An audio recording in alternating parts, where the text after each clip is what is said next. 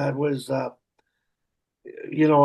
just so intrigued about both of you, Tom and you, because you you've sort of gone the whole distance and done the path, and I think there's so much to be learned from that. And I'm not sure how you measure success or whatever, but I know most of us are still working in minor hockey, and serving the good of the game is sort of the mission of the Sharks. And uh, our roles are, just making sure the game has some integrity and teaches effort and respect, and Mhm. we tend to do that.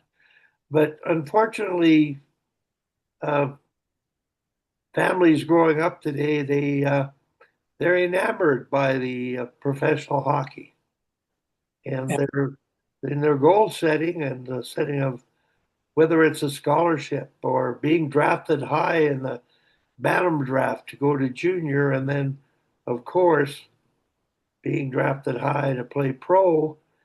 Uh, it makes minor hockey it gives it a different twist. It makes it harder for coaches to coach, and they tend we want coaches to coach the right way, to develop people first, because that'll mean better players second. That's my philosophy anyway, and I think it's a big struggle for minor hockey coaches out there to, um, quite simply, it just boils down to shortening the bench and trying to win. And people think that's elite hockey, and that's what it should be, whether it's at the pro level or whether it's at the minor hockey level. And I find we really do deal with it. It is one of the toughest things to deal with, as Tom Malloy could allude to, because he's been through it uh, in girls hockey Calgary at the midget AAA level and the U15 level last year. We felt the heat, much like you might in the NHL. Uh, Mhm. and it's sort of like, wow, what do you do? So, any advice for that, Tom, to the minor hockey people out there? I would maybe use a couple of catchphrases. Um, Number one, don't be a player's last coach. Number two, if hockey's an industry, we're in the experience industry as coaches. It's our responsibility to make the experience exceptional. And I think with respect to the volunteers, and respect is a really important word here.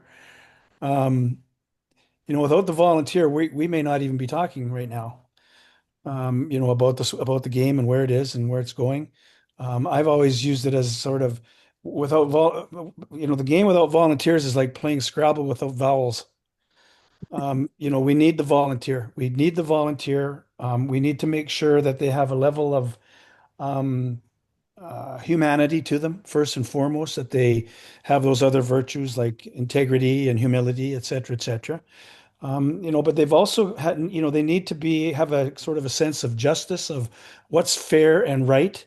What requires consistent approach with respect, to your players, if it's a consequence or if it's a certain manner by which we dress to go to games or whatever the case may be.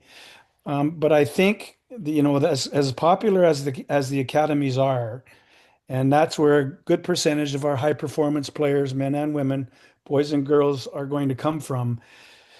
Um, there's only about 6% of the hockey playing population in North America that make up competitive hockey.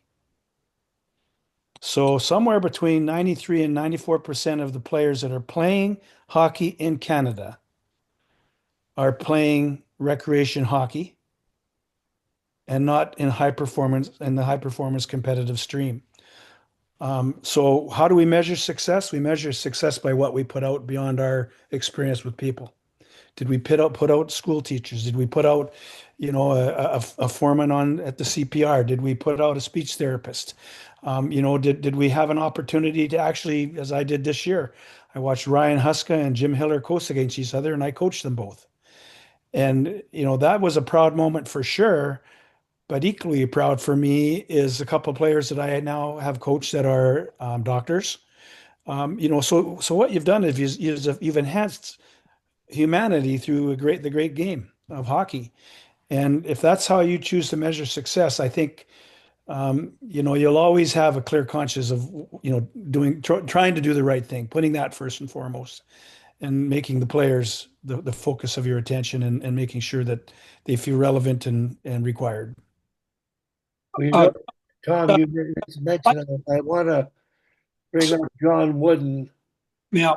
who had won a few consecutive NCAA championships. And I'm sure you've all heard the story, but the people out there need to hear it again.